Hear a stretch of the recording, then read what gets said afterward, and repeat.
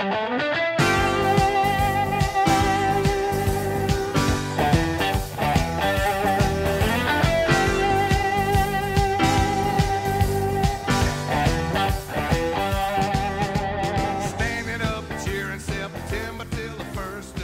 everybody, and welcome to Row 60, a Georgia football podcast. My name is Clark Gaines. Joining me today, as always, Adam Thornton. Yes! And we are SEC champions, baby. And welcome to show number 45. Boom, baby. SEC champs, Clark. 13-0, man. Riding high.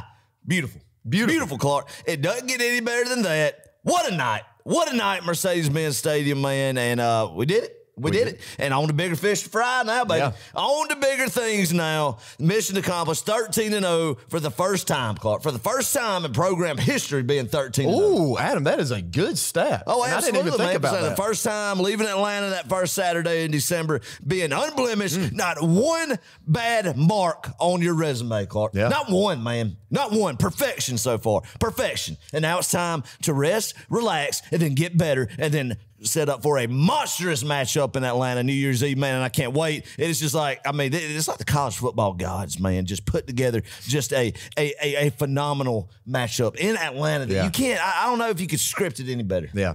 Well, I figured, Adam, at preseason, I think we both kind of mentioned this as we were kind of predicting what was going to happen this season. Well, we both thought that we would match up against Ohio State somewhere in this playoff. There's a collision course. Yeah. There's a collision course. But, Adam, the thing is, I think Ohio State, if they want to get to the national championship, they got to come through us, not the other way around. Yes, we're not going to get too ahead of ourselves. We're going to save a lot of that talk for a separate episode. Woo, man. We got a lot of exciting stuff to talk about, including this past Saturday. Just what good a times, game. man. Just good times. Good Lord has blessed us, man. It's going to be very exciting this whole month to talk about. But like you said, Clark, first and foremost, we need to celebrate what happened. Yeah. And that is that Georgia is kings of the Southeastern Conference again, rightfully taking its place back in the spot, bringing that trophy back to Bucksmere in Athens, Georgia, man. What a night, Clark. What a night. Yeah. SEC champions, final score, Georgia 50, LSU 30. If you would have told me that LSU would have scored 30 points on Georgia, I've called you crazy. Yeah, but man, they had a heck of a day.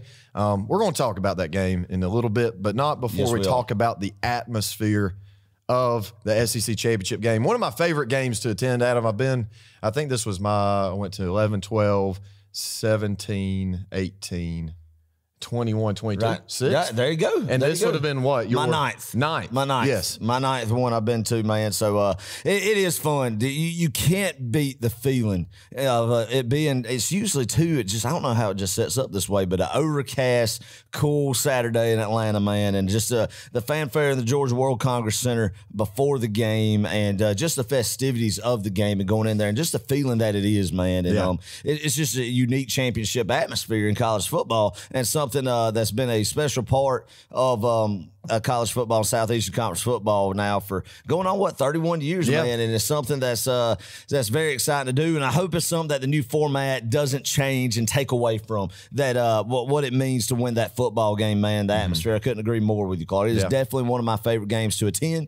Many great memories, many heartbreaks, but hey, Saturday night was a great one, man. Saturday night is going to go down in the memory bank as one I won't forget for a long time, man. Hey, and this wall, the man cave that we're in right here, Clark, there's a lot of Georgia memorabilia hanging on. There's a bunch of Rose Bowl champions, national champions, Orange Bowl, SEC in 2017, man. I mean, golly, we're going to run out of real estate on the walls, Clark, to be putting up memorabilia, man. With no Kirby. Yeah. With Kirby at the helm in Athens and what's going on. So, whoa, man. I'm telling you, Kirby has made being a Georgia football fan expensive.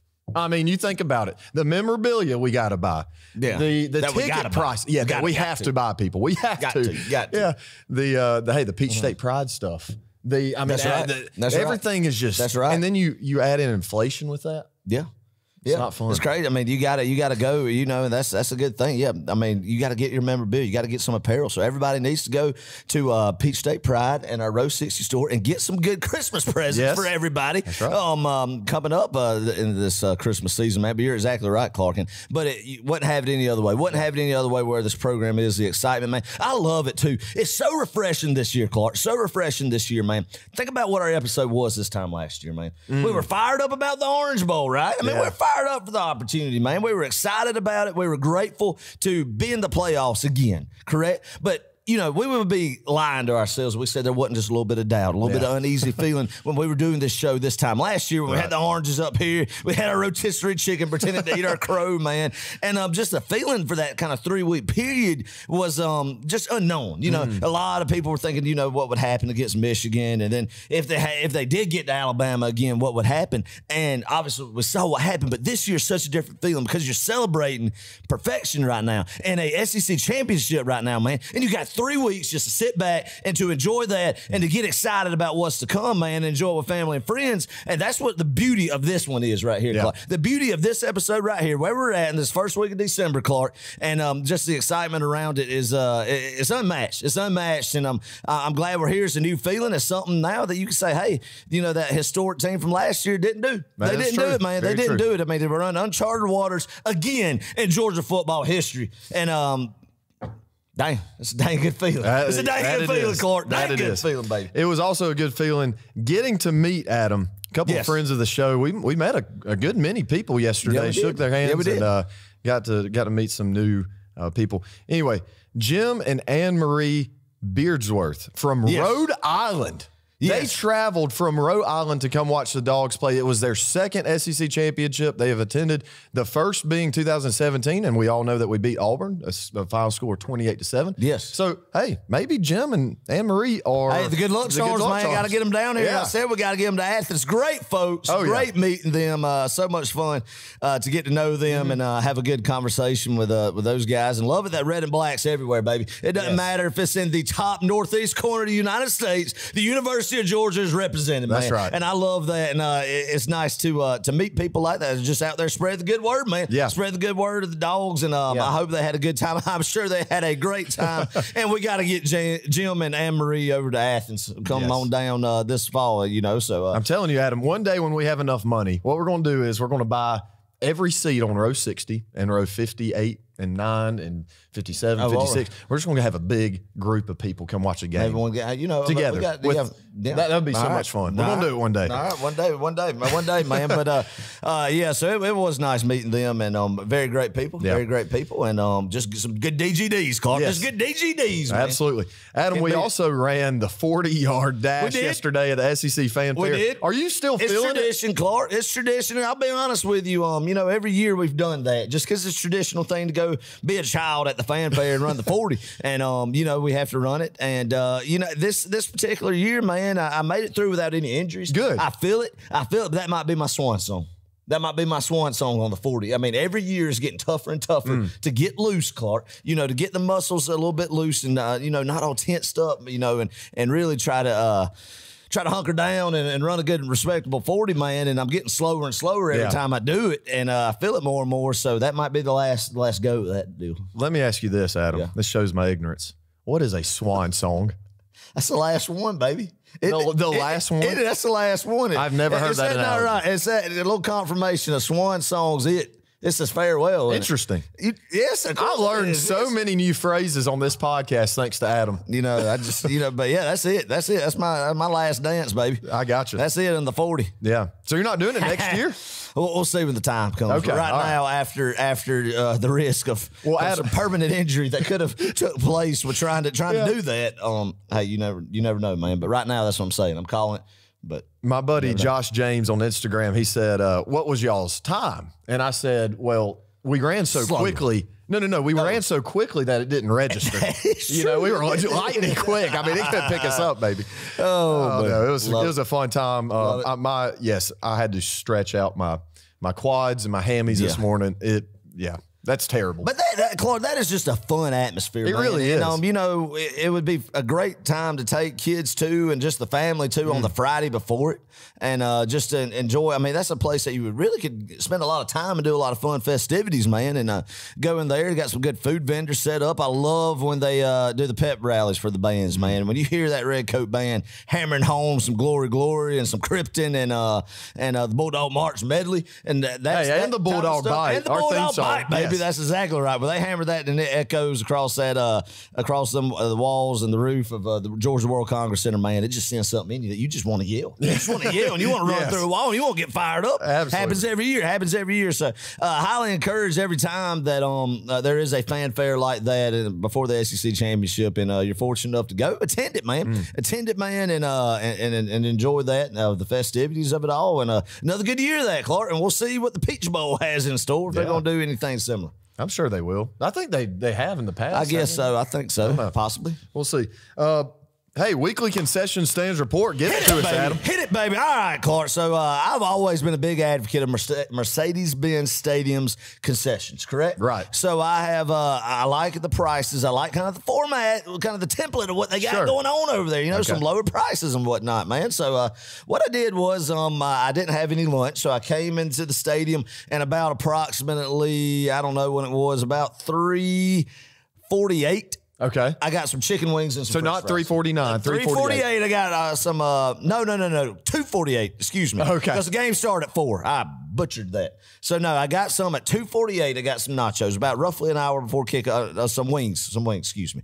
I got some wings, and it was like the whole wings, man. It was like the whole. I mean, it was a good lemon pepper chicken wing and some French fries on the side were really good. I forgot what the name of the restaurant little area was, but it was a really good setup, man. Good. And some good food, and I love the refillable. We talked about this during the Oregon review, man. That you have the refillable souvenir cups that you get to go to. Get you a good Minute Maid lemonade if you want one of them. And the one thing is, I've done this twice because I collect those souvenir cups. The Oregon game, I did the same thing. I went to a place that just has the generic Mercedes-Benz Stadium souvenir cup, where other places have the Kickoff Classic, Chick-fil-A Kickoff Classic, and then yesterday the SEC Championship Cups. So therefore, both times we've been to the bins this year, I've had to buy 2 souvenir cups to make sure I get the correct one to add to my collection. So hopefully I won't make the same mistake in the future, man. But hey, that's all right. You know, Arthur Blank, here's more money in mine. I mean, golly. So that's how that went. But hey, the food was good. Food was good, and the prices are super reasonable. If you've never been, a refillable souvenir cup, I mean, at most stadiums, what, like $14? At Mercedes-Benz, it's only $4. Which is unbelievably cheap. Well, I mean, it's a deal. It's a bang for your buck. It's a great deal. Well, you would be a selfish individual to complain about it. Sure. I'd say that. I'd say that you would really be selfish in a sense to complain about the bang for the buck, so to speak, that you get at Mercedes-Benz Stadium. Yeah. The lemon pepper wings, Adam, I got the same exact thing you did. They were amazing. Yeah, they were. I had to eat them kind of throughout the game. Anytime we had a timeout, I just did you? I'd eat one. But no, very, very good wings. Probably some of the better ones I've ever had in my life, actually. A+ there. Really? But now here's where they messed up at. All right, what'd they do? You got the souvenir cup. I couldn't find one in sight. And I was there, a good 90 minutes before the game even started. I went to several different stands, could not find a souvenir cup. So that was really disappointing. And so I got snubbed. I got handed one of those paper cups. That's like half the size. Yeah. And man, it's just disappointing. But overall, you'll have that. Overall, they're very efficient there. They move you in and out of lines. I saw one thing. One could say, Clark, you didn't want it. You didn't want it enough to get that souvenir cup. That was probably there. You had to put in some effort. I might have that thing, man. I might have to go down the escalator. They said that it was probably there. That it was, presented well. You could have went. It was there for the taking, man. But they probably said you probably didn't want it enough. Yeah. There was one. There was one on display. You didn't have one. Yeah. There was one on display, and I about said, "Look, I'll give you $6 for this." Oh, you could. But they said no. Why? I don't know. Well, you probably could have gave him the old, $20 handshake. Oh, I don't know if it's worth $20. I don't know. Yeah, but I don't know, Clark. Your voice cracking after that. But yeah. So anyway, great times. Yeah. Good food, as always, at the bins. Looking forward to next go-round, man. And I'll have to try something different next go-round. Yeah. I have to try something different. But A+ on the lemon pepper chicken wings, baby. Same here. All right, let's move on to some fun facts. Georgia's senior class is now the winningest senior class in Georgia football history. That's a dang good thing. We're giving them a clap. Everybody give them a clap right there in your vehicles, wherever you may be listening. Everybody just give a clap for the 2022 Georgia Bulldogs senior class, man. It is very, very, very tough to win as many games as they have in the Southeastern Conference, what their schedule has been the past few years, man. And there's a lot of winning Georgia football senior classes in its history, man. A lot of teams. I mean, you think about them 80 to 83, them groups, and you think about some of these other teams in the Mark Richt era, the David Green, David Pollock year. I mean, a lot of winning football has took place in the University of Georgia in years past, man. So be at the top of that. And I know, they're playing more games now, but what they have done has truly been remarkable, man. And the thing is, they got 2 more to go to cement their legacy even more in Georgia football history, man. That's something that's going to be hard to rival. Right. Hard to rival. To this point, listen to this. This senior class has won a national championship. Yes, sir. They've won an SEC championship. That they have. A Rose Bowl championship. A Sugar Bowl championship. Yep. An Orange Bowl championship. And a Peach Bowl championship. So you're calling the Rose Bowl with the senior class this year? That's what, you had, yes, because Stetson was on. He was on the sideline that game. If one person was on there. Yeah. That's my rule. It may be a 6-year senior, but yeah. Well, that's a good way of sneaking in, Clark. And William Poole was on that, and I believe Robert Bill was on that 17 team. Was that right? Was he a freshman then? He might be, yeah. I think he was, wasn't he? William Poole's off the team, so you got 2 guys. There you go. All right, we'll take it. We'll take it. I like it, But the thing is, they're still not done. God, that's crazy. Facts are optional, man. Whatever you want to. Yeah. Oh, goodness. Oh, good times, good times. Georgia, Adam, now I'm sure you've seen this number floating around, has scored 99 points in Mercedes-Benz Stadium this season. Awesome, man. With one more game to play, at least. So. Yeah. So we're going to break that century mark right there. And I tell you what, Clark, you want another fun fact? Yes. Can I give it to you? Yeah, please do. The University of Georgia, Clark, has won 2 football games in Atlanta this year. That's right. The Georgia Institute of Technology, a.k.a. the Georgia Tech Yellow Jackets, a.k.a. the trade school on North Avenue, has won 2 games in Atlanta. Georgia has one more opportunity to play in the city of Atlanta. So, therefore, if they win this next game, Clark, they will win 3 games in the city of Atlanta, which means that they will win more games this year in Atlanta than Georgia Tech, whose campus is in the Atlanta city limits, won this calendar year. That's right. That's a great point. So you want that for a little bit, donation. Adam, I have not heard that stat thrown out. If it gets viral, we know the source. Yeah. We know the source. Yeah. So that is a fun fact. That's a good one. Sure. That's one of my favorites right there. That is a good. I mean, that's just domination right there, baby. That's really is. Just sticking it to your in-state rival. Oh, right there, man. Just rub it right in there. Really a rival, though, Adam? No, they're not. Yeah. They're not even worth talking about. But it had to be thrown up. Had to be said. Had to be mentioned. That is wonderful. That is beautiful. Mm-hmm. Georgia moves past Tennessee for second all-time with 14 SEC championships. That's awesome. That's awesome. Let me clarify. 13 SEC championships. I think Georgia won one outside of the SEC championship. It was a different conference. It had a different name, I believe. Really? I don't know. Give it 14. We'll give us 14. No, there's 14 conference championships. What I'm saying is like 13 official SEC championships. I got you. And then obviously first place would be Alabama, but we're catching up. Hey, that's good, man. That's awesome. We've been very fortunate to win a lot of these conference championships that are hard to come by. Mm-hmm. They're very hard to come by. You can ask these guys. A bunch of these schools in the SEC have never even been to an SEC championship game, and this is a game that's been played for 31 years. Not even had a chance to play in the game to win it, Clark. So, therefore, since this game has been played, let's just say since the SEC championship game started in 1992 in Birmingham, Clark, Georgia has won this thing 4 times, Clark. 4 times, man. That's a big feat. So congratulations, man, to this Georgia team, and it's just special, That's why I've always said you got to relish in every second of what is going on right now with this Georgia football program. And every time that you see them silver britches trot out there, and you see, Clark, that G on that helmet, man, you enjoy it. Yep. You enjoy it because the standard and the pinnacle of college football is on the field. It just so happens to be your favorite team. Yes, sir. Golly, I love that. Boom, Adam. Boom, Clark. You're an SEC champion. Hey, you're an SEC champion. You're an SEC champion. All of you. You in your car, you're an SEC champion. If you're on the road listening to this, I want you to roll down your window at the stoplight that you're at right now and just yell to the other car, say, you're an SEC champion. Merry Christmas. I love it, Adam. I'm going to start doing that in Livonia. You're an SEC champion. Yeah. Fan. That's right. All of God's children are SEC champions. Man. It never gets old. It really doesn't get old, and just bring it on. Keep it rolling. Keep it rolling. Going, all right, Carl. What you got next on the agenda, brother? Throw it out there. I got a couple more fun facts, Adam. Here we go. I love when you throw out some good fun facts, Carl. This is the segment. Somebody should sponsor this show. Clark's Fun Facts. Clark's Fun Facts. Well, they're not all mine, technically. Fun facts but with Clark. Yeah. Fun facts with Clark. Here's another one. We also just tied Tennessee for all-time program wins. Nice. Now, is Tennessee considered a blue chip program? They are, aren't they? Blue chip, like a blue blood blue blood program. Blue blood.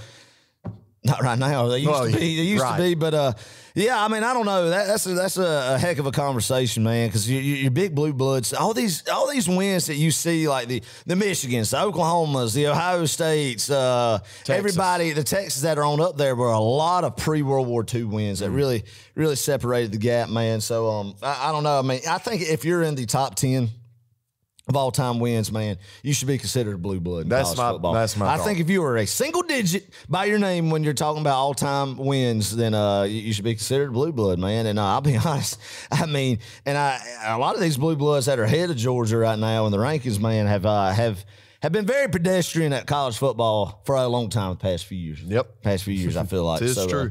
So anyway, man, that's a heck of a feat. Only going to keep climbing. Only going to keep climbing that list. Man, I give a lot of credit to Mark Richt and Kirby Smart for the ground that was gained during this century. I mean, I think really you could talk about the past since 2001 when Rick came, but really starting in 2002 when you really started seeing 10 wins really be a normal thing. Not every year, Clark, but really, and you look at programs like Auburn, man, who 10-win seasons are very hard to come by. And I mean, if you look it up, they don't happen often at all. No. Often at all. But with Rick and Kirby Smart at the helm, double-digit wins in a season has almost become the norm. Well, it has. It's a standard. I mean, it's a standard now. Obviously, it is. A 10-2 is a disappointment in the regular season. But I mean, and that's all Rick did was stack up 10-win seasons, man. And when you add that up, that's how you climb up that list like you did. So, tip of the hat to those guys. Keep going. Full of good information today, Clark. Oh, yeah. Keep rolling. Vegas now has Stetson ending up in New York. Please. And it needs to happen, Adam. We're going to talk about why in just a minute. The money line is plus 3,000. Oh, man. I don't know the math on that. What winning percentage that is, but Caleb Williams is minus 2,200, so that means Caleb Williams is still the favorite, even after painting his fingernails and tweeting LOL at Max Dugan crying. I'm telling you, that kid is a punk. Caleb Williams tweeted that at Max Dugan? Yeah, not at Max Dugan. It was RG3. He posted a tweet that basically was he not crying? Caleb Williams not crying? He was, yeah. And he cried in the regular season game against Utah. When they lost that game. You mean Caleb Williams was making fun? Yes. Now, this is the first I've heard of this. I just saw it today, unless it was Photoshop, but I'm almost certain it was not. All right, run with it then, Clark. Run with it then. But either way, he's a punk. Who writes F? Yes. Young ears listening, but you get the general. You get on your fingernails. That is bad. That is just bad form. That's poor form, man. And it shows... I don't know. It just shows the culture, man. It shows the culture that, and you see it, and you see it, and you see it now when you watch college ball. You can see like the reactions. I think to the playoff show Sunday, Clark. Yeah, where you see the teams that are gathered, having the big parties, the big shindigs in the ballroom, and everybody's just excited, having a good time. Did you see that in Athens? Was there a big gathering? I mean, I didn't see it if there was, but it looked like everything was just strictly business as normal. Team meeting at 12:45, 45 minutes after it was announced. And it's business as normal. That's the culture at Georgia, man. That is the difference right now of where it's at. It's the team chemistry, Clark. Brothers who love each other, man. You can see it. And you don't even have to be connected to the program because here you are not. But it's easy from the outside looking in to see that there's a standard this team has set, man, and they're going to hold each other accountable. And what Kirby has done and set and the bondness and tightness of this group is the winning formula in college football today. When this game, Clark, circling back around to Caleb Williams, has become a me thing. Look at me, all about me, NIL this, personal accolades this, stats this, everything, instead of the group chemistry, the big team, little me, Clark. Yeah. The big team, little me, instead of that. And these teams that don't have that team, no, that big team, little me, me mentality. They get their tails whooped on Saturdays when a team like Georgia steps on the football field with them, man. And that's just where we're at. That's where we're at with college football. And, you know, Kirby Smart's done a good job writing this ship and establishing what the culture is going to be. That's what I'm thankful for sitting here tonight, Clark, at this table talking Georgia football with you, is because we have that in Athens, Georgia. We don't have none of that garbage right there, because when you have some of that garbage and you get punched in the mouth, and you actually get punched in the mouth by somebody who's more physical than you, you lay down and you die. Yep. That's a good point. Period. That is a good point. Yeah, I mean, going back to the Heisman, you know, the Heisman, I don't want to read this. This is the Heisman Trophy Trust's mission statement right here. Is to grow the legacy and preserve the integrity of the Heisman Memorial Trophy, which is annually awarded to the outstanding college football player in the United States whose performance epitomizes great ability combined with diligence, perseverance, and hard work. Does that sound more like Caleb Williams, or does that sound more like Stetson Bennett to you? I'm not saying Stetson's going to go on and win the Heisman. Right. I really don't think he will. But he should be in New York. And we're not downplaying Caleb in the fact he's a talented quarterback. There's no doubt he is a playmaker, and USC is at where they're at because of him at quarterback, without a doubt. But Clark, like you said, I agree, man. You look at where it should be, and this time I feel like it's more in the air, up in the air than it ever has been. Yeah. And Stetson at least needs to be in New York. I agree. He at least needs to be in New York to make my call from the preseason accurate. Happy. I think you said he would be in New York. I did say he would be in New York. I didn't say he'd win it, but I said he would be in New York. And Russell Dye, a friend of mine, looking at him, he not tweet. I don't have Twitter. He texts me with like 500 laughing emojis. Stetson Bennett in New York. And I'm calling you out on that, man. I'm calling you out on that, brother. So, nah. But good friend of the show. Good friend of the show, Russell Dye. But anyway, I mean, it would be great to see him up there, man. Something I think that's the next step in this program. And even though this program's not built on individual accolades, and those guys, I'm sure, will be the first in that room to tell you, it would be nice to see a Heisman, Heisman attention, man. Or at least see one of our boys in the ceremony to represent. And it'd be fun to watch that program when we got a Georgia boy up there, man. Especially he deserves to be there. He deserves to be there, man. And to us in our red and black glasses, he deserves that shot, man. So I don't know. We'll see. We'll see. That'd be exciting, though. Yep. All right. Let's talk about Georgia versus LSU. Let's start with the offense. Start with that offense, Clark. And boy, we had one heck of a game. I remember, you know, when we did the call-in show the other night, Mr. Jim Wilcox from South Florida, he called in and he said that Georgia would score 50. He did, didn't he? He did. I don't know if he said exactly 50, but he said, you know, within the 50s. And he was right. That's right, baby. Half 100. Half 100 in the SEC championship, Clark. Did you ever think you see the day? No. Unbelievable performance by our offense, man. You know, the playbook looked like it was opened up after that first, go 3 and out on the first drive, Clark. And then the defense seemed like it was on the field for 50 years after that, and, because of the big 10-point swing change right there, the block field goal that we'll get to.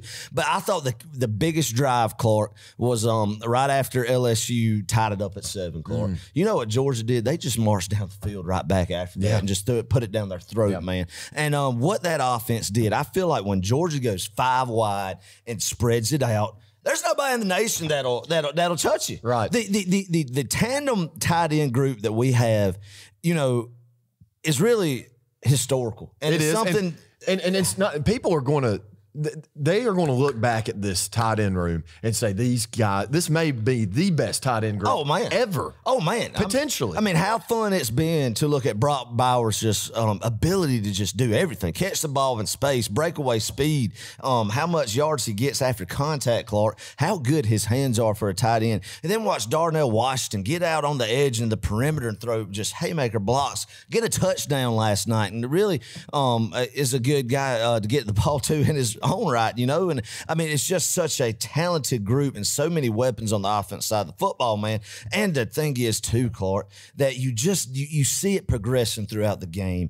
The offensive line wears down the opposing defenses, especially if that defense has no depth like LSU did. And you just saw it throughout the game. They would just wear out and it just bam, bam, bam, and then bam, they break off some runs, man. Right. I mean, that's the thing. Georgia could spread it out, or they could get in a punch set and tighten it up a little bit and run between the tackles and they get yardage, get positive yardage, man. And great job in the red zone tonight, or Saturday night, Clark. Right. I mean, it was amazing. The play calling down there, the execution, man. Lights out on the offensive side of the ball. It just shows, everybody, when you think about a Kirby Smart team, what do they think, Clark? It's defense. It's physicality on the defense side of the football. But the offense this year, Clark, when they have wanted to open it up and do what they do best, which I think personally is just being completely balanced instead of run heavy. Right. But the thing is, when they want to impose their will and run the football, they can do it. They can. They can do it, man. And it's unbelievable to watch. It doesn't matter where the style of the game is going to go, where the team, where it leads to. Georgia can play whatever. They can air it out on you, or, if you want to ground and pound bully ball, man, they'll get physical with you and they'll move the football that way. That's special. That is very special. Todd Monken has an answer for all of it, and that's the beauty of it. That's something we've never had at the University of Georgia until this point. So I would argue you didn't have that with James Coley. You didn't have that with Chaney. Well, you didn't have that with Bobo. I will tell you, well, let me say this. Bobo, I was about to say, yes. Bobo has been a big part of this offensive staff this year. Clark, one thing I did notice was, or I did hear rather, right after the interception that Georgia got where it bounced off the helmet, and I think Javon Bullard tipped it up to Smile Munden, and then when you come out of the gates and throw it was about 20-yard touchdown pass to Ladd McConkey, or even more. But I mean, pretty good little shot to Ladd McConkey where they sent him in motion, and then he got that cornerback that was out there, kind of had him playing some outside leverage, and he cut it back in right there and caught it on the goal line and scored. Actually, that was a Mike Bobo designed football play. That's what Shock said on the radio. I like it. So, and there was a couple of things. So, just the staff. This staff, man, is so talented and has seen so much football. And from coordinators on down to analysts, man, everybody has a role, and you couldn't be more confident in them. Agreed. And that game plan showed on the offense side of the football tonight, man. And that's what I like. It's such complementary football, man, that the defense and offense complement each other, and if one's kind of down, not struck, the other one. When have you seen them be down at the same time? Alabama last year. Yeah, this year, the Georgia never. Yeah. So the complementary football they play, and that comes from the chemistry that this group has, man. Right. And it's so fun to see. But the offense lights out, man. That's the thing. I think they'll score on anybody in the country. Nobody in the country. Every defense coordinator looking at them in the playoff hunt right now, or in the playoffs rather. Definitely going to be trembling a little bit watching this Georgia offense and what they could do. It's scary. We are super efficient. You're right, Adam. We're balanced. In fact, I'd say we're the most balanced team in the nation on both sides of the ball, and it's not close. Yeah. I just want to read off a couple stats because these are amazing, really. First of all, Kendall Milton had a heck of a game, and he gets a lot of flack, catches a lot of flack, has all season. And I myself have, I've said that he's more of a utility back, can't really burst. Right. But man, he proved us wrong yesterday. He found it, yes. Sir. 8 carries for 113 yards. That makes 14.1 yards per carry with a long of 51 yards. That was a great run. You can see him, that burst just jumped, Clark. You can see that burst jump now, and it seems like it's more confident in that hamstring that's been lingering, man, and getting healthier. So good on him. Go ahead. Yeah, Dejon had 12 carries for 77 yards. Once again, just efficient. Kenny Mack, 14 carries for 55 yards, 2 touchdowns. Then you go to you think those are some good numbers, and you look at what Stetson did. Stetson was 23 for 29, 274 yards through the air, 9.4 yards average, and 4 touchdowns. Good gosh, you can't ask for better. You really can't. Unreal, Clark. And they were so good on third downs, too. Man, they were so good on third downs yesterday, I felt like. I don't know the number, but it just felt like when we needed a big third down conversion, you got it. There was one in particular. It was 3rd and 8, and the last time it was 3rd and long, LSU dropped 8. They dropped 8, and they did the same thing. And what'd they do? Monken dialed up a draw right up the gut, man, and gashed him. They just from coaching to execution on down, just unbelievable. Dominic Blaylock, Clark, proud of him. A game where he tore ACL 3 years ago in his true freshman season, and to come back, same opponent, get revenge on them, win the football game, and have 2 big catches, one big, huge third down catch. I was very proud of that. Just wanted to throw that in there. Absolutely. Brock had a great game, 81 yards, a touchdown. Ladd had 5 receptions, 69 yards. And, hey, I want to make this known. Yeah. Give it to us. Us on Row 60, the whole Row 60 community, if you were on that live call-in show, we made the Darnell Washington touchdown happened. Yes, we did. Because we started thinking with 10 minutes left in the second quarter, we all started collectively thinking that Big O was going to score. Get the football, and he did, dadgummit. He did. And I'm proud of us. We spoke that into existence. We did. So good time. So you just never know what will happen at the live Row 60 call-in show. So you need to tune in next time. I'm telling you, next live call-in show is going to be amazing. We're going to take it up a notch. Boy. Yes. We're going to take it up a notch. Joe from Jefferson's going to call in 4 times. I love it. And then last thing I want to mention about the offense. Yeah, I mean, we've alluded to this a little bit. The offensive line blocked their tails off. There were a couple busts, but other than that, man, we dominated the line of scrimmage up front, I thought, offensively and really defensively too, for that matter. Yeah, they did, Clark. You know, then we had two key pieces go down in the game. Warren McClendon, man, at tackle, and then Ladd McConkey, right. Both of them in the first half. Both of them didn't play the second half. Luckily, man, we got a long time until our next football game. A lot of time to rest and recover. Obviously, we don't know what the injury status is. I think Ladd will definitely be okay, I'd like to say and think. And maybe McClendon has a light MCL sprain, something. I don't know. But hopefully we'll just have to stay updated on that, man. It'd be nice to have both of them. Next time going to Atlanta against Ohio State. But feel good about Ladd for sure, definitely. Yeah. So, but hey, great job by the offense, man.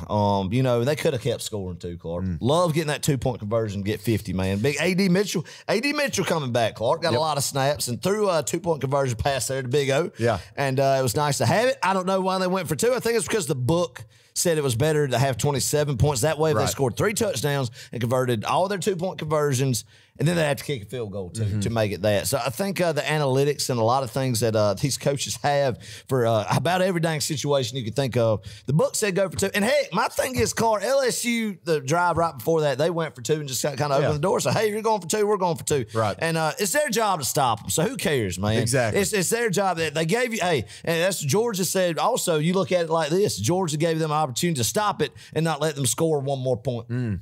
Yeah. You get what I'm saying? I mean, you know, you bow up and you stop them right there, then that's 1 less point. Georgia's going to score. Give me. That's good. Almost. So, hey, that's the way I choose to look at it, man. But 50 nonetheless. And then as the offense started running the football, controlling the game, to ice it down. So, man, unbelievable. Cannot wait to see what this offense looks like on New Year's Eve as well. And it's going to be great to get some guys. AD Mitchell, I think, will be utilized even more so. Oh, man, he looked good. Guy had a little scare there. He looked like he got injured on that celebration for that 2-point conversion. But I think a guy who we'll see more of, maybe we'll see him in the downfield passing game more on New Year's Eve, man. It's a lot of excitement. Get some guys just rested and healed up, baby. Oh, yeah. Great job, Tom Monken. Great job, offense. Boom. Boom.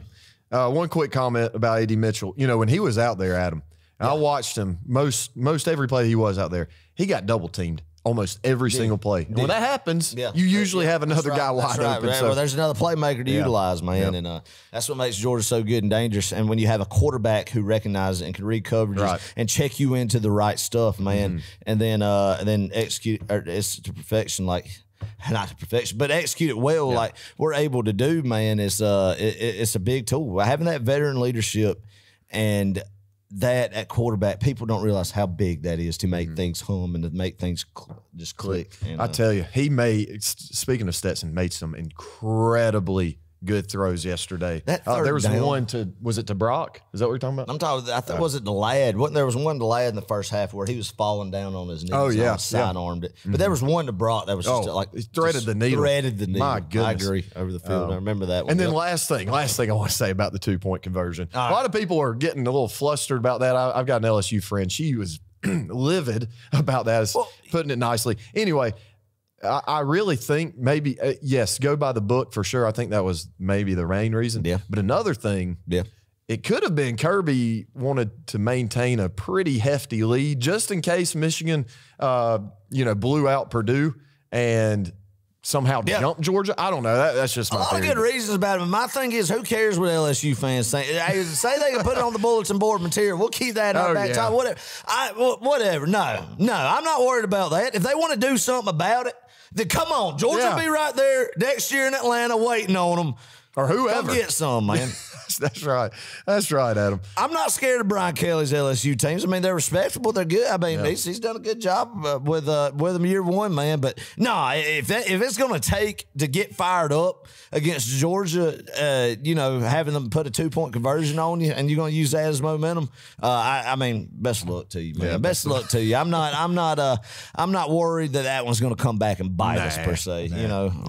So anyway, but yeah, that was fun to see. Fun to see, Clark. Great day for the offense. I don't know if you really can say the same thing about the defense. Let's open this up. Let's open this up with a quote from one Kirby Smart this afternoon that said, the type of defensive play, poor defense will not be tolerated. Yes. Sorry, I stole your note. No, that was good. Poor defense will not be tolerated, and I agree with Kirby. Poor defense is not championship football. Some may think that they don't have to play defense and can win championships, but not at the University of Georgia. Not the standard of Georgia football. And Clark, we're not going to sit here and harp on the defense. So we're SEC champions, man. We're not going to be those fans that just can't that the sky's falling all the time. Can't be satisfied. Why are you in a fan if you can't enjoy what happens Saturday night? If you can't enjoy what happens Saturday night because you're so worried about what Ohio State's receivers will do against Georgia's secondary and giving up over 500 passing yards, you can't enjoy that. Don't even be a fan, man. Why, Clark? Why would you give up the joy of what happened Saturday night that you just won a SEC championship by 20 points, Clark, by 20 points, and you're sitting there and you're looking at it from a glass half empty approach because the secondary gave up some yardage. I mean, I understand it's a concern, and we're going to get to it. We're going to get to it, but I'm saying for that you'll never get that moment back in life, Clark. You never get this feeling back when it's celebrating the SEC championship. So why relish in the fact that that how the secondary played, and we're going to talk about it. But anyway, I just had to get that off my chest because it's amazing how just some people are just miserable. Right, you're already hearing it on the dog vent. You're hearing it on Twitter, on Facebook. Even the people I talked to at church today, some of them said it. But no, I mean, just chill out. We're okay. I mean, obviously this is the sloppiest we played all season defensively. It's not even close. It almost, hear me out on this. It could be a blessing in disguise, Clark. All right, because that's going to be, and I think when you got a young team like this, and that secondary is young, Clark, young and talented, man. I've said it every year, every episode's been, man, this team's so young, and it's the truth. And when you get a team of this level, of this age right now, this makeup, man, it seems to play better with the narrative, right, Clark? With the motivation. Tennessee week, it was all, they're going to get lit up by Tennessee. Tennessee's number one, all this stuff. This is going to be 3 weeks of nothing but Ohio State's receivers are going to run all over you. Yes. They're going to throw for 1,000 yards, all this stuff. And Kirby's going to be on. And it's going to be something, I think, Clark, where they're going to get so tired of hearing it over these next few weeks that I think they're going to really just come out with their hair on fire. And I'd rather it happen last game than in the future. And I think the standard of football, play on the defense side of the football, is going to look a whole lot different. Because, and that's the thing about football that people just need to use just common sense about, Clark. Just because something happened in this game, in game A, doesn't mean it'll happen in game B. Right? Sure, yeah. Right? I'm with you. Right? Right? Exactly. And again, Saturday, something else could happen. So anyway, let's talk about it. Yeah. Let's talk about it. First of all, I want to say this. I maintain Jalen Carter is the best defense football player in America. Oh, yeah. Difference maker, man. I don't want to hear anything else about Will Anderson. I'm so sick and tired of Alabama. Yeah. And Will Anderson, once again, a great player. Sure, a really great kid. But my goodness, Jalen Carter is a freak of nature. That he is, man. And he's so disruptive in the interior. That's a good word, Adam. Good word. Well, he is, Carter. He is. And I mean, if they still called offensive holding in college football, they called on him every play. I mean, there's a couple times, man, where they're just bear hugging him and tackling. You got one guy bear hugging him and then one guy tackling him just to slow him down. 2 linemen have to. I mean, it's something that he is just he just wreaks havoc, man, and he's special. And I think he is the heart of that defense, man. Is when you can plug up the A gap like he can, and he's a special football player, Clark, and he's going to get paid a lot of money. Oh yeah, paid a lot of money in April, man. And I think he's kind of obviously he is the glaringly obvious best defensive player on that front. But you still got to give some credit to Barry Alexander, Tremel Walthour. Oh, yeah. I mean, Nazir Stackhouse, Warren Brinson, Zion Logue. I mean, these guys that come in there, I mean, they're all talented guys, Clark. And then you got to give the credit to Trey Scott from even last year. I mean, guys that what he has done, man, is phenomenal for the University of Georgia. Getting these guys here, coaching them up, and how we've had some dominant play on the defensive line, man, and just in the front seven has been great. So, absolutely. So we're going to get the secondary. I guess we'll talk about the elephant in the room. Yeah. All right, man. I'll start. I felt like a lot of the time in the first half, and even the most, I mean, you're sending 4, maybe 5. Right. You're not getting home. It's almost stalemate on the line. You're not really getting much pressure, just bringing that base, and you're running a lot of zone. Sitting back, running a lot of zone. LSU, I felt like, ran a lot of option routes where they could pick a hole in a pocket in that zone, and they did a great job of executing. And LSU's got talented receivers, and Jaden Daniels had a great effort, man. And I feel like, I mean, it was they dinked and dunked us down the field there. I feel like a lot of that time, there were some times where we just didn't tackle well.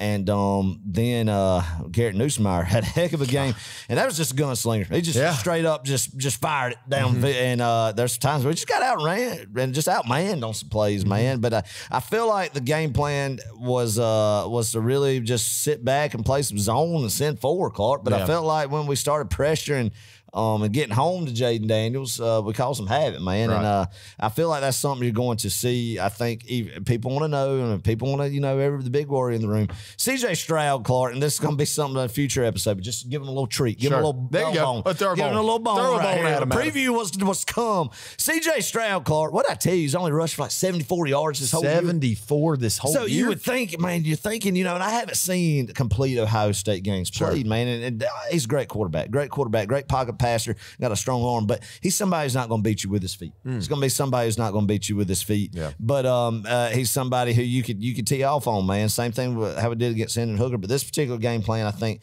we sat back in zone, and you got to give them credit, because I'm an idiot, because I said, we just got to contain Jaden Daniels. So, they got good receivers, but he's not going to beat you with his arm.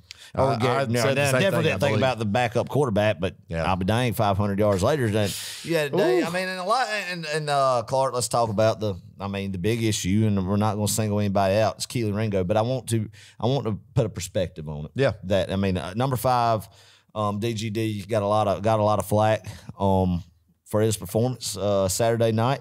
Definitely some plays where it should have, it's on him, right, Clark? But there's a lot of times, and you alluded to this to an earlier episode, Clark. You alluded to this when you said that Keely Ringo gets left on the island. And a lot of that times it happens. Well, there was a lot of those plays that happened, Clark, where Keely's got coverage underneath the receiver that he's playing, per se, like a cover 2, where he's expecting deep safety help. Right. And there were some times where a young freshman, absolute freak talent, Malachi Starks, took some gambles, was out of position, and it almost looks like, with the miss of Malachi Starks not being there, that Keely Ringo was exposed on it. And that for the common eye and the common football viewer, you would think, Keely Ringo just got torched. Yeah. And there was plays he did. I'm just saying that, but we're not going to sit here and just say that on, just completely just rip into him, when there's some times, if you break down the coverage and the assignments of everybody in that third level, that you would see and that you would know that it wasn't all on Ringo on some of those plays, Clark. Now, there were some times, man, and I feel like the biggest thing he could have done, Clark, is find the football. Yeah. These are athletic guys. It's not like they're just getting manhandled and in position, and the receivers are outmanning them. It's just some technique stuff. There was one time he could have picked a couple balls, but you just get his head around and find the football. And I'm no just defensive back guru, but that's what it looks up for the common eye. Yeah. Well, yeah, it's obviously a lot tougher than it looks too. And I only know from my very limited experience running some DB Indy drills in high school football at Franklin County High School, the 3A school, and we were not very good. Anyway, no, and one more thing I want to say too. If you're watching the game on TV, be careful with how you how you comment about the game. And the reason I'm saying this is because you literally cannot see the whole field, and it's not your fault. No. But the frame cuts out the corners. It cuts out the safeties sometimes. Just be careful. Before you go onto Facebook, on Twitter, and you go and you single out a kid like Keely Ringo, get the bigger picture. That's if right. you're gonna make those kind of comments, know your football. Please know your stuff. Right. Once again, Keely, yes, he probably didn't have the best game yesterday. No. But there were some times that, you know, it wasn't necessarily all his fault. So right. you just need to point that out. I agree, Clark. And we're not going to sit here and but we're not going to sit here and berate the kid like we've seen a lot on it, because there was some times and some things that he gets criticized for that wasn't his fault when you look at it. But yes, he knows he'll be the first to tell you that his standard of play's got to get more. And not only him, Malachi, so the whole secondary, man. And it was a good eye opener. It was a good test. Sometimes you just got to tip your hat to the other guys. They're bigger, faster, stronger than you, just having a better day, right? Right. And I think that's what happened. And luckily, you know, they made just the right stops. You know, made just enough stops, and the offense did their job. That it was a 20-point win. Yeah. So, I mean, and I think it's going to be a great film study opportunity for those young guys, man. Kamari Lassiter, I feel like, just keeps growing up and up, man. And I'm proud of him, and there's no doubt in my mind you will see a different Keely Ringo, a different Malachi Starks and Javon Bullard come that game against Ohio State. But Chris Smith, man, what a phenomenal leader, senior on the back end, man. We'll get to that in special teams, but made an interception. Could add another one, and just a guy who was big on that third level, man, the back end. And they're all talented. We've talked about it in a few episodes past that having these physical guys at cornerback and these athletes, man, is such a blessing. And you know, it's going to be a big test, man. It's going to be a big test against some guys. Keel's going to have a chance to make some money, man, against Ohio State, and matching up against some NFL wide receivers. So hey, man, you know, here's the deal: you had a bad day, you shake it off. You're a dang good football player, and you're going to go out there. And I fully expect him to have an absolute elite game like he did against Tennessee, Clark. People forget about that. Like he did against Tennessee. And this whole secondary, I feel like, will be fine. Georgia will be fine. Yeah, it was unexpected. Yeah, I definitely didn't see it. I look like an idiot from the last podcast saying, the passing game won't be a threat. But that's football, man. You have that sometimes. And you could just tell by Kirby Smart's, well, it won't be tolerated. And I could say with 100% certainty that kind of performance from the secondary will not show up in Atlanta New Year's Eve. Mark my words down right now. Yeah. Mark my words down right now, Clark. And that will not happen in Atlanta in the Peach Bowl. And listen, the craziest thing about that is Ohio State's going to have much better talent receiver-wise. I mean, I'm not saying that, once again, not discrediting LSU. They got they've got some good players on the perimeter, but Ohio State has arguably the best in the nation. So it's going to be a heck of a challenge. And if you believe that, I'm with you too, man. They're going to step up. I think so. I mean, I think, you know, it's going to be tough. I mean, but I think they're going to be a whole lot better than they were Saturday. And I think there will be and I think the coaches will put them in better positions too, Clark. And not only is some of that not on the player, I think some of the defensive game plan, you know, might have been not put our guys in the best position against their receivers from what we were trying to do. Kind of the same thing that happened last year in this football game. But luckily this year we won, man. Right. They made the plays when they needed to, got some turnovers, man, made some hits, some great smart football IQ plays, got some stops. That fourth down stop on the goal line, Clark. That was awesome. Beautiful. So, I mean, it's you know, that was that Chaz Chambliss? Or is that what you're talking about? I know Chaz got a sack. He got a sack, but later in the second half, I was talking about, where they went for it and, you know, and they were in the red zone, and that defense bows up, man. When it's time to bow up and they get in that red zone, good luck scoring on them, especially on the ground. You ain't doing it on the ground. Exactly. And, you know, and then the offense takes 95 yards after that. So, you know, it's a special group. I will take that secondary unit, and I will take that defense over anybody else's in the nation. Who? And the ones complaining about it, who would you take? Who would you rather have? Yeah. What Georgia has in their back end, or their whole defense? And who? It's so easy to point out the bad. It's easy. Yeah. Anybody can do it. Oh yeah. But what about the good? I mean, my goodness, you think about the secondary. We've had a lot more good happen in the secondary. A lot more good than bad. That's right, man. So count your blessings, dogs. One of them things that happens, and it's not going to happen next time. Mark my words. Yep. Mark my word. I will eat crow if it happens again, Clark. Are we going to eat a rotisserie chicken? Crow. Oh, you're going to eat literal crow. If they give up over 500 passing yards again, I will eat a crow. Is that like, can you do that? You can do that? Yeah. Why not? No. Okay. Kelsey is saying, no, you're not, confident. I'm that confident that the University of Georgia's defense will not give over 500 passing yards next time. Okay. You know what? I'll eat an onion. I hate onions. Yeah. I'm with you.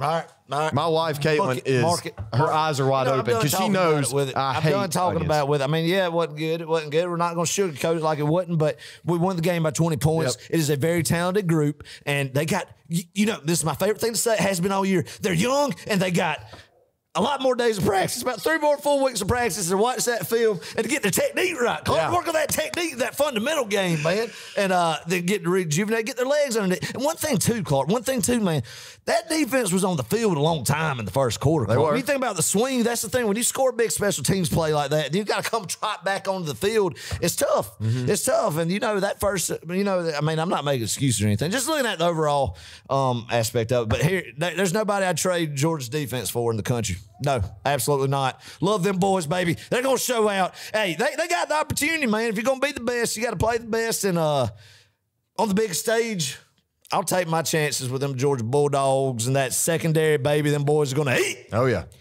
Woo! Boom. Boom. All right, moving on. Georgia's special team. Right quick. I do want to shout out this to Chris Smith and Smile Munden with 2 picks. That's wild. Very proud of those guys. And man, Smile Munden, I will say this again, he is the most underrated football player on this defense. Man. He is fast. He can play in different coverages. He can attack the line of scrimmage. I mean, there's so many things this kid can do. What a freak. They keep everybody accountable, man. There was one only big rushing game that LSU had. It was up the gut. Jamon Dumas-Johnson wasn't in position, but he knew about it when we got on the sideline, man. They're going to correct it. That's the thing. They keep each other accountable, and they'll be good. They'll be good for it. They will be better for it for what happened Saturday. You won 50-30, man. You won 50-30. That's right. That's the thing. Georgia can win games 50-30. They can win games just a couple weeks before 16-6. Whatever the style of game is, that's what I'm trying to say. And I might not the smartest X's and O's guy in the world by any means, but how many teams can line up and win a game 16-6 and then 2 weeks later win a game 50-30 against SEC competition? And then earlier in the year win 48-7? Yeah, it's just but I'm saying just the style of play, right, wherever the game is leading and wherever each unit, is going through with the opposing team, that other unit complements it and picks up the other one, man. Yep. I mean, it's just complementary football, and that's why this group is special, and that's why we have some special times coming up, baby. Oh, yeah. All right. I'm sorry. I've rambled enough. I've rambled enough, but I'm just giddy. Yeah. Just giddy. Just excited. Well, we're SEC champions. Yes, we are. That we are. Bam. Here we go. Georgia special teams. Who actually tipped the ball on the block kick? I think it was Big Nazir Stackhouse. Could be wrong, but I think it was Big Nazir got a paw up there. I thought got him a paw. McKay, my roommate, thought it was Bear Alexander. I thought it was Jalen Carter, and you said it was Nazir. I think it was Nazir. I don't know. I really don't know. 78, wasn't it? I guess Stackhouse, it was. Stackhouse is 78, right? Yeah. Was it 100% him? I'm pretty sure it was Nazir Stackhouse. I have not actually watched the full replay of the game, so I don't exactly know. Yeah, it was number 78. I think it was Nazir Stackhouse. We'll go with Nazir. Well, whoever it was, I don't know. I could be wrong. I feel like it was, but he got that paw up there, man. He blocked that kick. Hey, Clark. Fun fact. Blocked a kick in the 03 SEC championship. Blocked a kick in the 12 and 17, and now this one, man. Yeah, we did. Returned it. Oh, yeah. Alec Oates returned that one from a touchdown, you know what? Too. And you know what? This was not a kick. This was more of a punt. I'm just going to throw it out there. The 2018 National Championship. Yeah. We blocked a punt. Yeah, we did. And we were onside. Anyway, yeah. I digress. That game does not matter anymore. That's right. But no, Adam, I got to say this. I don't know if this was just a coincidence or what, but man, what a great heads-up play by Christopher Smith. The sideline was signaling, don't pick it up. Don't pick it up. Yeah, man. I knew it was a live ball only because I've looked at that rule before. That's good. The extra point. Good. Now, if it's an extra point that's blocked, it's dead. That's right. That's right. The field goal is different. Man. It's live. And what was happening is the whole sideline. And once again, I don't know if this was coincidence or if this was coaching. It may have been coaching. I don't know. But anyway, the whole sideline was signaling, don't pick it up. The LSU players decided to, kind of jog off the field. Christopher Smith looked, and he took it. That right there, Clark, knowing that and knowing that you could pick that ball up and run, because, we returned one with Davin Bellamy in the 17 game up a little bit, I think. No, who was it? It was Dominic Sanders, wasn't it? Anyway, I that's beyond the point. Called a punt and a field goal block and ran it for somebody. Ogletree ran it back for a touchdown. Right. This one, Chris Smith ran it back for a touchdown. And the thing about it, it was just so brilliant to how a veteran guy like that, a leader who has high football IQ, know what's going on, man. And he's able to stay composed with it, man. And then right when that football stops rolling and have any movement, it's blown dead. Yeah. But it was literally on its last roll, last little tip, you know. And Chris Smith picks it up and has got to escort down the sideline, man. Great play. That is a backbreaker, man, and set the tone. 10-point swing right there. And 10-point swing right there. And I tell you, it's so impressive that a defensive starter, a safety, knows to do that. That really just goes to show you how smart these guys are. And it's not, I don't think it's because they play NCAA football or they play Madden all the time. I think it's because Kirby makes sure everything is covered in these team meetings. Right. Even in special teams meetings, they make sure they go over everything, and these guys know what they do on Saturday. So I love it, man, that's just a trickle-down effect. That's building a good culture. You dang right. I don't know what else to say about this football team. It is good. It is really, really, really good. Baby. Yep. Anything else about special teams? Nah, nothing much. I don't have anything else about that SEC championship, but I just know we are champions. We are elite. We scored 50. We won by 20. And your Georgia Bulldogs are 2022 Southeastern Conference champions. And for the first time in school history, #1 going into the college football playoffs, the #1 seed in America for the 2022 college football playoffs, and defending national champions. That's it. Defending the crown as #1, man. Big target on your back. And this team, this mindset is bring it on, man. Yep. Bring it on. Bring it on. And we will not be the hunt. We will be the hunters, not the hunted. That's it. 2 games left, people. 2 wins. We are the hunters. 2 wins. 2 wins, baby. Away. 2 wins. 2 wins Gotta away, focus man. on the first one, though. Everybody in America cheering against you, Clark. Everybody in America is. Everybody wants to see that Ohio State-Michigan rematch. Everybody's got SEC fatigue, man. Georgia's getting up in that level where people don't want to see them win, man. People don't want to see it. People don't like Kirby. People don't like our brand. People don't like what the University of Georgia and the culture that's established for Georgia football program, from inside the Bucksmere building to the fans. The fans on the outside, too. Yeah. What we stand for in college football, man, we are the evil villain now. We are the evil villain right now. On New Year's Eve, all those parties over there, Clark, where everybody's just sitting there, you know, eating their cheese and their crackers and their carrots and fruit and celery and stuff and whatnot, and sipping on their champagne and whatnot, being on the New Year across the whole United States of America. They're not going to be wanting the University of Georgia to win this football game. They're not going to be wanting the University of Georgia to win this football. We got a whole lot more time to dig into that, but it just had to be said. Had to be said. Okay. 100%. I'm done. Great win. It's great to be a Georgia Bulldog. Love it, baby. Let's go. Sir. Let's go. Let's burn the boats. Burn the boats. We're not coming back. Burn the boats. Let's talk about last week's other championship games. Okay. Let's start with the Pac-12 championship. USC versus Utah, 47-24. Utes, man. Physicality, baby. Physicality wins football games. You can tell a team's true character and demeanor when they get punched in the mouth, Clark. Yeah. And when Utah just punched USC in the mouth, they folded big time like a cheap tent. Poor tackling, poor fundamentals. That shows, man, that you got to care about playing on the defense side of the football. You're going to get pantsed. You're going to get pantsed, baby. You're going to get embarrassed, baby. You're going to get whooped. And that's what happens. That's what happens. And that's what happened Friday night on a big stage for a Power 5 championship. Once again, anyway. I don't like to be this way, but Caleb Williams got what was coming for him. Yeah. And I don't feel bad for that. I don't really like Lincoln Riley. I've never really liked that guy.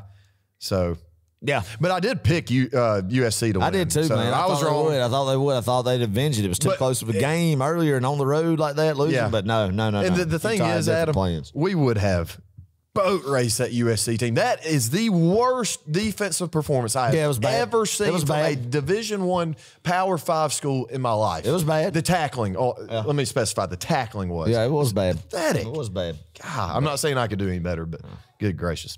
All right, moving on. Big 12 championship, TCU versus Kansas State. Great game, man. It was 31-28. Kansas State wins. Good to see 2 different programs in there. No Oklahoma, no Texas. TCU, Kansas State, 2 hard-nosed football teams, Clark. Yeah. Battled it out, man. I like the call that TCU did on the goal line, man. We're going to leave it all out there, and we're going to try to go for it. And you just got to tip your hat to Kansas State for stopping them, man. Max Duggan, I like him at quarterback. He's a gamer. He's a guy who a lot of heart, high motor, and everything, and did a great job out there, man, and you know, just came a little bit short, but hey, they get a second chance. They're in the playoffs. So, but congratulations to K-State. Get a chance to Alabama at the Sugar Bowl. That'll be a fun game. We got a lot of good bowl games we're going to be talking about later. Yeah.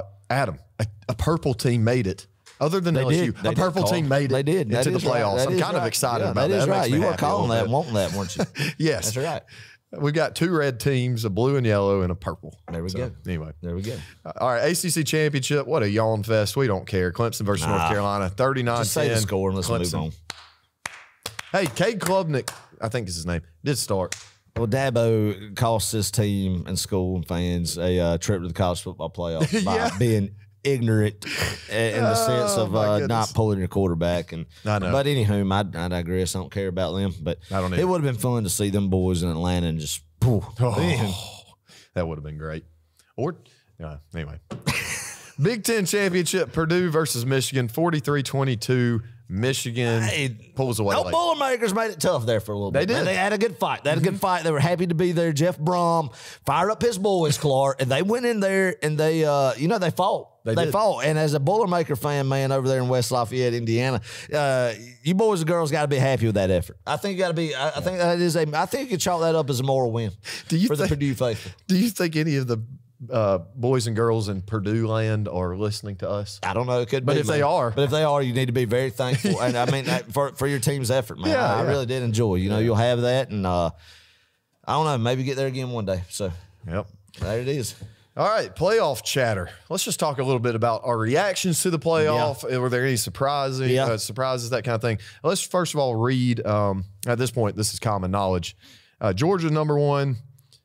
Michigan, number 2, TCU 3, and Ohio State 4. Georgia and Ohio State will meet up in the Peach Bowl at 8 o'clock p.m. Boom. Eastern Standard Time. Michigan and TCU will fly out to Glendale, Arizona. That's right. And play in the Fiesta Bowl. Right. That's right. I don't know what time. Is that a 4 o'clock kick? That would be a 4 o'clock kick, 1 o'clock p.m. local, Western Pacific time. Wow. Yeah. That's about a noon kickoff out there. Golly, I didn't, Yeah, that's it. So, the playoff is set. Alabama, Tennessee. Boo, hoo. They didn't get in. Who? Yeah. Damn. Adam, what do you think about the rankings? Did they get it right? I think, absolutely got it right, Clark, in the sense of there's no way Alabama should have even been considered for it. Honestly, they shouldn't have. And if they were going to put a 2-loss team in this year, it should have been Tennessee over Alabama because you got to look at head-to-head, man. You got to look at the head-to-head. Tennessee beat Alabama. I mean, even though South Carolina did what they did, it's great. I love that both of them aren't in there. But if Alabama would have been, I don't know. I said that. I just thought about the head-to-head, but I think Alabama would. Who cares? They're not in there anymore, but they did get it right for those 4 teams. TCU should not have been kicked out for playing in a conference championship team against a team they had already beat, and while everybody else is sitting on the couch at the house, man, I think they should have been in there. What I don't know about, man, is the fact that they didn't drop. When's the last time a team has lost and didn't drop a single place I don't know. in a poll? You know, I kind of think this is when it gets political and the playoff just makes its own rules as situations come about. They didn't want a Big Ten rematch, Ohio State and Michigan in the Fiesta Bowl. So, therefore, they've done it in the past. I mean, Georgia's benefited from that as well. Don't get me wrong. And that's what – and I figured that's what they were going to do. And that's what they did, man. And but you look on the flip side, man, Ohio State – they didn't play at the house, so how can you reward somebody who's sitting at or they didn't play, so they were at the house, and how can you reward somebody who was off and by moving them up a spot and that too? But I don't know. That's fine. I like it. It's good, man. You know, Ohio State's a tough draw for round 1, but I like Georgia's chances. I like what we could do. Definitely a team that could beat you. We've talked about definitely a team that's in the same stratosphere of talent as Georgia, man. So we'll see. We got a lot of time to break down this game, and I'm looking forward to it, Clark. Well, and I'll say this: I'd much rather play Ohio State in Atlanta, than out in Los Angeles. That's right. So, and what an opportunity, Clark. Oh, yeah. What an opportunity, man. Right. What an opportunity to play one of America's Love Fest teams for the past millennium. America's loved Ohio State. America loves Ohio State football. maybe the media. I don't know if many fans love. I think they do, Clark. I think they do. Yeah, Michigan, Ohio State, Notre Dame, Texas. I mean the brands are big. These big brands, historical brands. They're nationwide with the fans. And what an opportunity, Clark. What an opportunity does Georgia got New Year's Eve prime time. Fans just really want to get back that national championship game. And you got a chance to shut them out, man. Really want to come down to SEC country and beat a team from the Southeast, man. Yeah. And let's just go. Hey, a lot of time talk about it, but I'm fired up about it. Heck of an opportunity, man. And then you potentially get Michigan again next. Another blue blood. Another blue blood. I mean, it's a heck of a time, man. If you pull that off, you beat Ohio State, then you turn around and beat Michigan a week later. You really make a statement, and I love it. I know this team is excited. The fan base is excited. I know Kirby Smart's excited. And I love the fact that this team has, and this coaching staff has X amount of days, to prepare for this Ohio State football team, and there'll be a good game plan and a team that's prepared and ready to go, man. So it's going to be fun. Let me ask you this. You may know the answer to this. Do they allow recruits at these playoff games? No? No. I don't know that 100%, but I'm going to go ahead and say no. I mean, I couldn't imagine that they would, but if they did, this would be a huge recruiting game for recruits to go to. No, they can't. They can't because and that's kind of a conversation for a different day too. With the 12-team playoff, how the first round teams are the 5 through 8 seeds or whatever get to host home games on campus.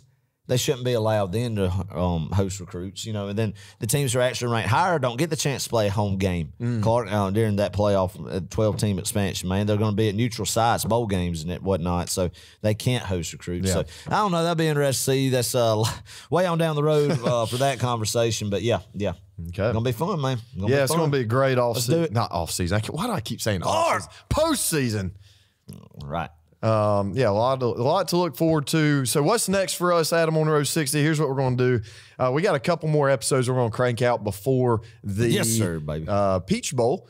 The next one, you can probably expect us to come in and talk about the bowl games. We got all the bowl games set. Yes. Go ahead. We're going to break it down, Clark, the bowl games from the Poland Weed Eater Bowl on up. Wait, the what bowl? The Poland Weed Eater Bowl. I don't think that's a bowl anymore, but it was at one time, and I like saying that. So, but hey, if you got a game against New Mexico State and the University of Texas San Antonio, Clark, we're gonna give it an announcement about where you're going, and you have my word to the followers, man, to the people, Clark. Okay. I'm gonna give my all on my bowl projections. Okay. And we're not going to discriminate against any bowl game. Any team, no matter what we know about them, will make something up. If we don't know anything, we will make something up, and it is going to be gold. Oh, boy, this is going to be a fun episode. I could only imagine what's going to be said. Adam, we may need to – there may be some games in which we don't know anything about the football team. We're just going to have to pick the mascot. And that's going to be good. We're going to ramp this thing up, man. What's going to be fun about this, there's not going to be a lot of business to attend to next episode because, we're going to be enjoying it. We're going to be jolly because it's going to be Christmas time, man. We're going to be excited. We're going to be enthused. We're going to be a whole lot better. There's going to be a whole lot better shows pumped out this year during this little lull than it was last year because the tone wasn't good. Right. The tone wasn't good and the feeling at that point in time coming off that loss. But this year, we're all giddy. We're all excited. We're all happy. So, man, get fired up about that, Clark. It's going to be good. It's not going to be a normal format. And then we're going to get ramped up into it. We're going to get focused when we need to. But next episode is going to be good, breaking down the bowl games, man, because I love tradition and I love college bowl games, and they're dying on us. And we're going to do our part here at Row 60 to keep them alive, baby. Keep them on live support. We're going to pump a little bit of life in them, Clark. We're going to pump a little life in them. Hashtag pump life into bowl games. Yep. Row 60. Man. Hashtag Row 60. Hashtag Row 60. Yeah. Keep pumping. Hashtag Georgia football. Keep pumping life in the bowl games. Yeah. The more football, the better. Okay. Yeah, so be on the lookout. Florida's playing on December 17th, too. I'm sorry, Clark. That's a good great. Then Las Vegas against Oregon State. That's you are in a bad bowl game. You're pitiful. When you're before Jesus' birthday. That's right. When you play before Jesus' birthday. That's right. Before St. Nick comes down and he stuffs his fat self down the chimney. Then he's jolly. Yep. Did you know good and well you're not a good football team if you're playing for I can't wait to watch. We got to watch Christmas Vacation. Okay. Yes. Oh, geez. All right, well, we got to end strong. We got to come back here we around. Go. All right, so listen to this. Once again, y'all be on the lookout for new episodes. We're going to probably have a live call. Not probably. We're 100% going to have a live call-in show for the Georgia-Ohio State game. So be on the lookout for all that. Adam, wrap this thing up. Woo! SEC champions 2022, baby. Wear your Georgia gear all week after you hear this episode. Anybody in the SEC that is an opposing fan that is at the office with you at where you work at, you let them know who you are. You let them know that you're an SEC champion, and you let them know that the train is just keep pouring coal into the furnace, baby, and it ain't stopping anytime soon. Enjoy this holiday season with your loved ones, man. Get them some Georgia paraphernalia to wear to get fired up, man. Send your relatives over, wherever they're at, some Georgia gear to represent, baby. Let's make this a nationwide deal. Preferably row 60 gear. Yes. Or some Peach State Pride, whatever, just some good Georgia stuff. So, hey, let's do it, baby. Enjoy family time. Enjoy Christmas. It's the best time of the year. We are blessed. We're living the good life. You're an SEC champion, Clark. You are too. Go Dogs! Go Dogs! Ooh, ooh, ooh, ooh.